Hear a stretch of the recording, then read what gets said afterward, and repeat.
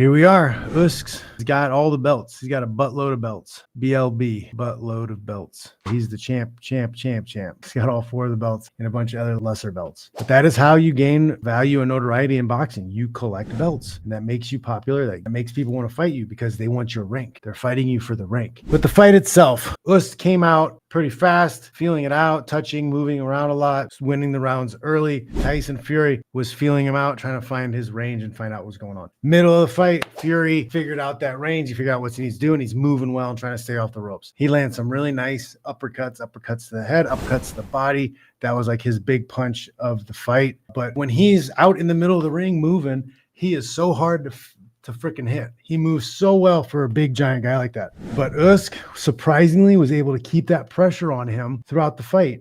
And that's not an easy task to do, to put pressure on a bigger guy. He put him into the corner and was able to find openings to land big punches.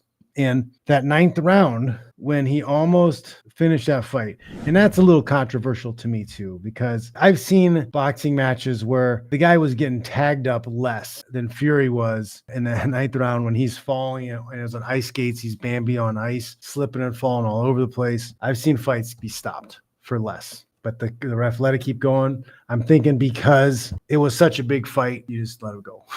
You let it go, see what happens. You want the fight to be decisive. People probably would have been pretty pissed if Fury would have won the decision because, yeah, they would have been mad that they didn't stop it. But somehow Fury, he's got a will like no other. He really does. He is a special type of person. He didn't go down. He stayed up, almost fell to the ropes, stayed up on his feet, and then was able to come back and finish the fight. And it was close. He was doing good stuff, but Usyk was keeping that pressure on him and keeping him back in the cage, making him a sitting duck, making it harder for him to move around and make him miss. It was great. And Tyson Fury, yes, does have an extraordinary chin. Absolutely.